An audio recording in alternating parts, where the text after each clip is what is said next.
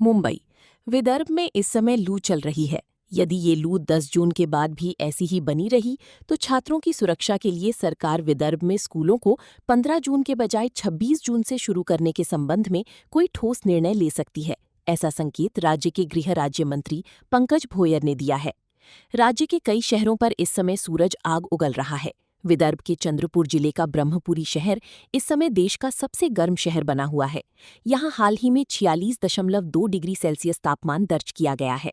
मौसम विभाग ने अगले 2 दिनों तक विदर्भ में लू का प्रकोप जारी रहने का अनुमान जताया है। साथ ही अकोला, अमरावती और वर्धा जिलों के लिए रेड अलर्ट तो नागपुर और यवतमाल जिलों के लिए ऑरेंज अलर्ट जारी किया गया है। इस पृष्ठभूमि में मंत्री पंकज भोयर ने विदर्भ में स्कूलों की छुट्टियों को बढ़ाने के संकेत दिए हैं। भीषण गर्मी का कहर, 46.4 डिग्री तापमान, एसी कूलर फेल। मौसम विभाग द्वारा अकोला, अमरावती और वर्धा जिलों में भीषण गर्मी को लेकर रेड अलर्ट जारी किया गया है। विदर्भ में गर्मी ने विकराल रूप धारण कर लिया है। अमरावती शहर में पिछले 2 दिनों से सूरज आग उगल रहा है, जिससे लोग घर में भी बेहाल हैं। इसी बीच पिछले 24 घंटों में विभिन्न कारणों से 25 लोगों की मौत होने की जानकारी सामने आई है। सभी मृतकों का अंतिम संस्कार हिंदू स्मशान भूमि में किया गया। राज्य शासन की विभिन्न जन कल्याणकारी योजनाओं का प्रभावी क्रियान्वयन सुनिश्चित करने के लिए प्रत्येक राजस्व अधिकारी सप्ताह में 1 दिन ग्राम स्तर पर जा राजस्व यंत्रणा और संबंधित कार्यों का निरीक्षण करें। निरीक्षण के दौरान सामने आने वाली समस्याओं और कमियों का विश्लेषण कर आवश्यक नीतिगत विषय शासन के ध्यान में ले जाएं। ये निर्देश राज्य के अपर मुख्य सचिव राजस्व विकास खारगे ने अमरावती दौरे दौरान संबंधित जिला प्रशासन को दिए। दौरे के दौरान विकास खारगे ने उप विभागीय अधिकारी कार्यालय, तहसील कार्यालय, धाम कार्यालय, सह जिला निबंधक एवं मुद्रांक कार्यालय तथा भूमि अभिलेख कार्यालयों का निरीक्षण किया। उन्होंने वहां के कामकाज, दस्तावेजों और ई-ऑफिस प्रणाली की इसके बाद विभागीय आयुक्त कार्यालय में आयोजित बैठक में अमरावती संभाग के कामकाज की विस्तृत समीक्षा की। बैठक में विभागीय आयुक्त नैना गुंडे, अमरावती जिलाधीश आशीष येरेकर, अपर आयुक्त संजय जाधव, सूरज वाघमारे तथा नगर विकास प्रशासन उपायुक्त माधुरी कड़ू उपस्थित थीं। वहीं यवतमाल, वाशिम, अकोला और बुल्ढाणा के जिलाधीश वीडियो कॉन्फ्रेंसिंग के माध्यम से बैठक में शामिल हुए। अमरावती मनपा में शुक्रवार को उस समय तनावपूर्ण स्थिति निर्माण हो गई जब शहर के सभी ठेकेदार बकाया भुगतान की मांग को लेकर मनपा आयुक्त वर्षा लंका के कक्ष में पहुंच गए। ठेकेदारों ने करीब 70 करोड़ रुपए के लंबित भुगतान को लेकर जोरदार नाराजगी जताई और तत्काल भुगतान की मांग की। ठेकेदारों का कहना था कि इससे पहले भी मनपा पर लगभग 75 करोड़ रुपए का बकाया है। वहीं जिला नियोजन समिति, दलित बस्ती योजना, 14वीं वित्त आयोग सहित विभिन्न योजनाओं के तहत किए गए विकास कार्यों का भुगतान भी अटका हुआ है। ठेकेदारों के मुताबिक इतनी बड़ी राशि लंबित होने के बावजूद मनपा प्रशासन ने अब तक 1 रुपए का भी भुगतान नहीं किया है। अमरावती महानगर पालिका की आर्थिक स्थिति इस समय बेहद नाजुक है। मनपा की आस्थापना पर रहने वाले अधिकारियों व कर्मचारियों के वेतन सहित ठेकेदारों के भुगतान को लेकर जबरदस्त बूम मची हुई है। साथ ही जिन ठेका नियुक्त सफाई कर्मचारियों के भरोसे शहर की सफाई व स्वास्थ्य निर्भर करते हैं, उन्हें विगत 6 माह से वेतन नहीं मिला है, क्योंकि मनुष्यबल आपूर्तिकर्ता और ठेकेदार के करोड़ों रुपयों के देयकों को महानगर पालिका द्वारा आर्थिक तंगी की बात कहते हुए अड़ाकर रखा गया है। वहीं दूसरी ओर महापौर श्रीचंद तेजवानी के मनपा मुख्यालय स्थित कैबिन तथा विद्यापीठ रोड स्थित महापौर बंगले के सौंदर्यीकरण के नाम पर पैसों की जबरदस्त फिजूल खर्ची की जा रही है। इसके तहत जहां महापौर के कैबिन पर 70 लाख रुपए खर्च किए जा चुके हैं, वहीं अब महापौर बंगले पर 80 लाख रुपए खर्च करने की पूरी तैयारी है।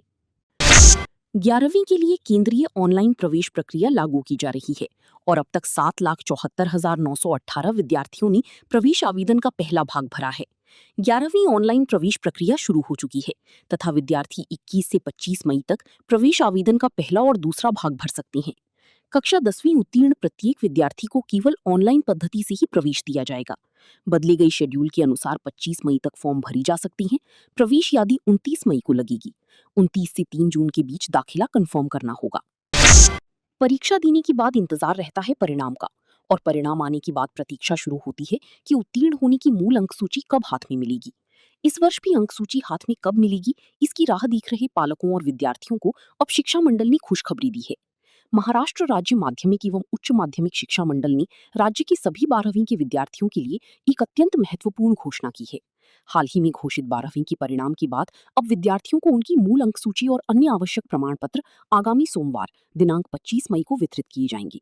दोपहर 3 बजे से विद्यार्थियों को अपनी अपनी कनिष्ठ महाविद्यालयों से इन अंक सूचियों का वितरण शुरू किया जाएगा। ऐसी जानकारी शिक्षा मंडल की ओर से दी गई है।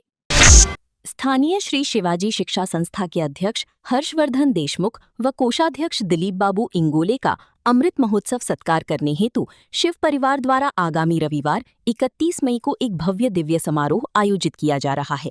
राष्ट्रवादी कांग्रेस शरद चंद्र पवार पार्टी के अध्यक्ष व सांसद पद्म विभूषण शरद चंद्र पवार की अध्यक्षता में आयोजित होने जा रहे इस अमृत महोत्सवी सत्कार समारोह में बतौर प्रमुख अतिथि केंद्रीय भूतल परिवहन मंत्री नितिन गडकरी, देश के पूर्व सीजेआई भूषण गवई, राज्य के राजस्व मंत्री व जिला पालक मंत्री चंद्रशेखर बावनकुले, गृह ग्रामीण व गृह निर्माण राज्य मंत्री डॉक्टर पंकज भोयर तथा अमरावती के महापौर श्रीचंद तेजवानी उपस्थित रहेंगे। उक्त आशय की जानकारी देते हुए शिव परिवार द्वारा बताया गया कि सेवा भाव से नेतृत्व तक अमृत प्रवास पूर्ण करने वाले शिवाजी शिक्षा संस्था के अध्यक्ष हर्षवर्धन देशमुख व कोषाध्यक्ष दिलीप बाबू इंगोले ने अपनी ध्येयनिष्ठ कर्तृत्व से आदर्श स्थापित किया है तथा शिव परिवार के संस्थापक डॉक्टर पंजाबराव उर्फ भाऊ साहिब देशमुख सहित राष्ट्रसंत तुकडोजी महाराज व कर्मयोगी संत गाडगे बाबा की सर्जनशील विचारों की परंपरा को आगे बढ़ाते हुए किसानों को समृद्ध करने हेतु कृषि क्रांति एवं समाज को शैक्षणिक रूप से समृद्ध करने हेतु शैक्षणिक क्रांति में भी अपना सहयोग दिया है। इसकी चलती शिव परिवार द्वारा इन दोनों गणमान्यों का अमृत महोत्सव सत्कार किया जा रहा है। स्थानीय पुराना बाईपास रोड पर निम्भोरा परिसर स्थित लाली लॉन में नवनिर्मित द लाली इंपीरियर का आगामी 31 मई को शाम 5:30 बजे भव्य दिव्य शुभारंभ होने जा रहा है। वैवाहिक समारोहों सहित अन्य सभी तरह के आयोजनों के लिए सभी अत्याधुनिक सुविधाओं से लैस तथा बेहद आकर्षक वास्तु का लोकार्पण केंद्रीय भूतल परिवहन मंत्री नितिन गडकरी के हाथों किया जाएगा। इस अवसर पर राज्य के राजस्व मंत्री व जिला पालक मंत्री चंद्रशेखर बावनकुले बतौर प्रमुख अतिथि उपस्थित रहेंगे। लाली लॉन व द लाली इंपीरियर के संचालक हशमत राय बख्तार व डॉक्टर विजय बख्तार द्वारा बताया गया कि बख्तार परिवार का सपना अमरावती शहर में सबसे बड़ा मैरिज व इवेंट डेस्टिनेशन तैयार करने का था। इसकी चलती निम्भोरा परिसर में सबसे पहले 65,000 स्क्वायर फीट क्षेत्रफल वाला लाली लॉन को तैयार किया गया था।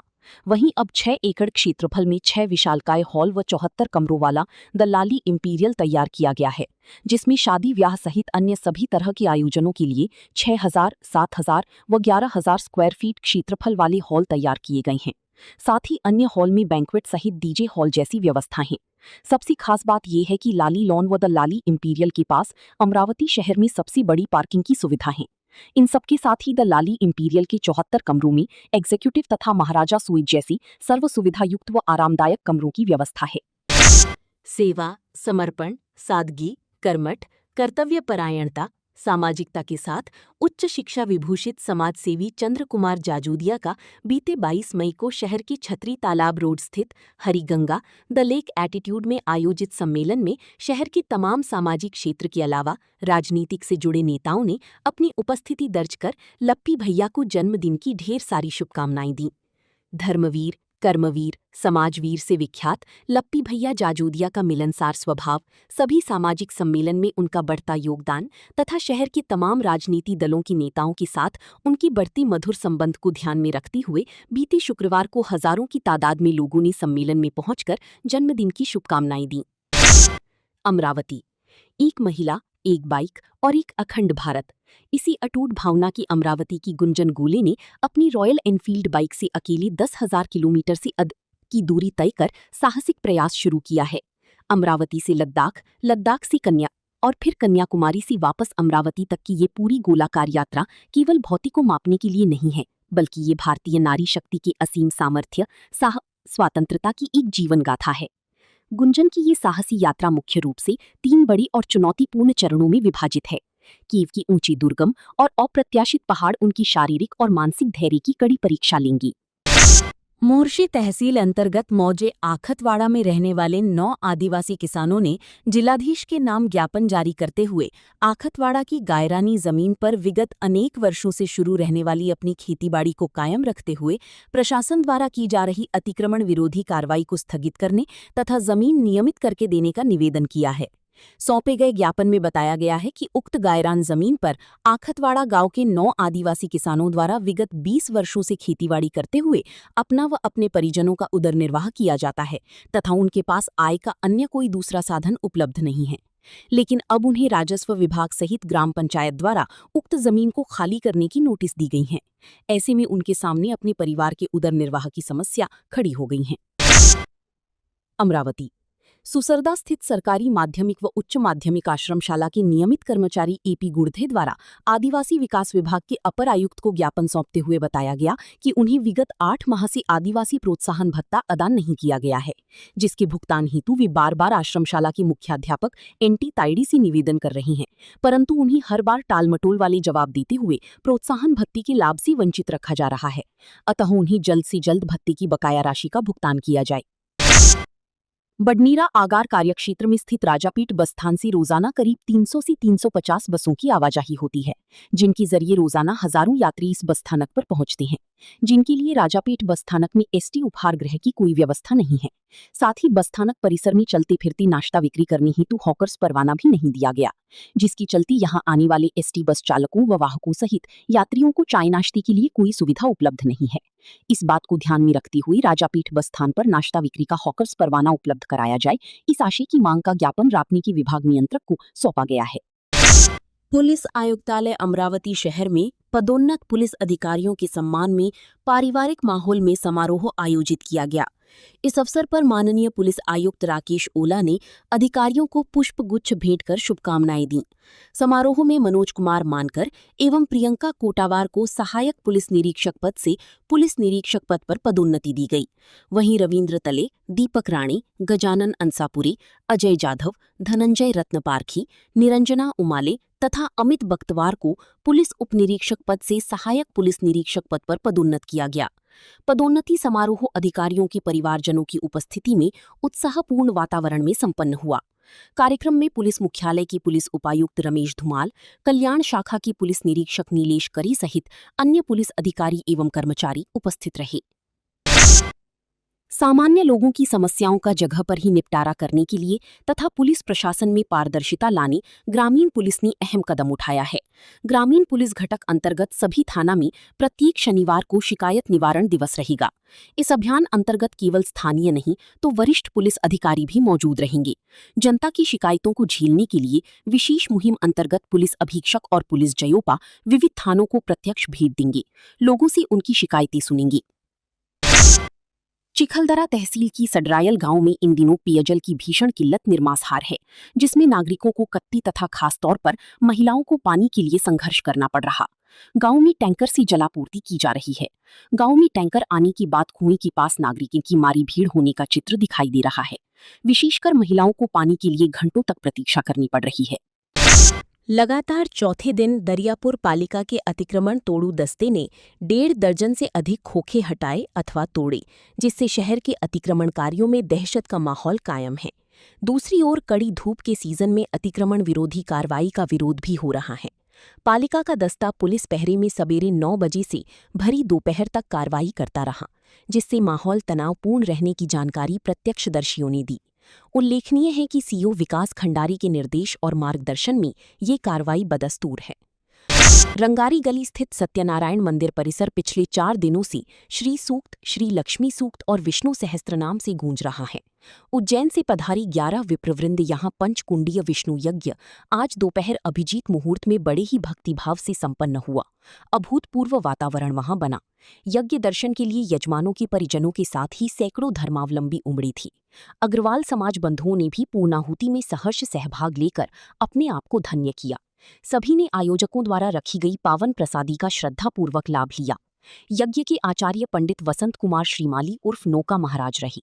उनके संग पंडित हरिजोशी, पंडित प्रफुल्ल दवे सहित कुल 11 ब्राह्मण वृंद पंचकुंडीय विष्णु यज्ञ का विधान पूर्ण करवाया। यज्ञ के लिए उज्जैन से भी वेद पाठी पधारी, जिसके कारण सभी 5 दिन 21-21 हजार कुल 1.25 लाख आहुतियां यज्ञ कुंड में अर्पित की गई। स्पष्ट मंत्रोच्चार ने समस्त यजमानों को सपरिवार अभिभूत कर दिया था। प्रत्येक यजमान पंचकुंडीय विष्णु यज्ञ पूर्ण करने उपरांत अलौकिक आभा महसूस कर रहा था। उल्लेखनीय है कि प्रमुख यजमान पीयूष किशोर गोयनका रहे। अमरावती की स्थानीय विभागीय संदर्भ सेवा अस्पताल सुपर स्पेशलिटी हॉस्पिटल में 72वां किडनी प्रत्यारोपण सफलतापूर्वक किया गया। इस सफल ऑपरेशन में एक पिता ने अपनी किडनी दान कर अपने 22 वर्षीय बेटे की जान बचाई। मरीज करण नक्कल बारंगी निवासी पिंपरी, तहसील मोर्शी, जिला अमरावती पिछले कई महीनों से किडनी की गंभीर बीमारी से पीड़ित था और लगातार डायलिसिस पर था। डॉक्टरों ने परिवार को बताया कि लंबी समय तक डायलिसिस स्थायी समाधान नहीं है और किडनी ट्रांसप्लांट ही उचित उपचार है। इसके बाद बेटी की भविष्य को ध्यान में रखते हुए पिता नक्कल श्रीराम बारंगी 51 ने अपनी एक किडनी बेटी को दान करने का निर्णय लिया। अस्पताल प्रशासन के अनुसार ये पूरी शस्त्रक्रिया आयुष्मान भारत प्रधानमंत्री जन आरोग्य योजना के अंतर्गत निःशुल्क की गई।